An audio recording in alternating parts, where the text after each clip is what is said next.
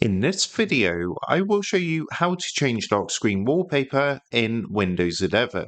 This should be a quick and easy tutorial to follow, but before we do continue, please consider leaving a like on the video and also subscribing to the channel. I really do appreciate it. Now, if you want to change your lock screen wallpaper, then what you're going to want to do from your desktop is come down to your taskbar at the bottom, click onto the Windows Start icon, and from here you want to click onto your settings. If you don't see the settings in your pinned apps, what you can do is come up and use the search box at the top, type settings, and then open up settings underneath best match. Once your settings window has opened, what you want to do is come over to the menu on the left hand side and click onto the personalization option. Then on here, scroll down until you see the option for lock screen, give that a click, and it's going to take you to the page where you can actually change and customize your lock screen wallpaper. So you can see a preview of your current wallpaper at the top, and what you want to do is come down to where it says personalize your lock screen. As you can see, mine is currently set to Windows Spotlight, but what I can do is click onto this and change it to, for example, picture, and we can choose a image from here, or alternatively I could browse through my photos and upload my own picture from my PC. If you look towards the top, you're going to see a preview as well. So when you change this, as you can see, it's going to give us a preview up here of what the lock screen is going to look like.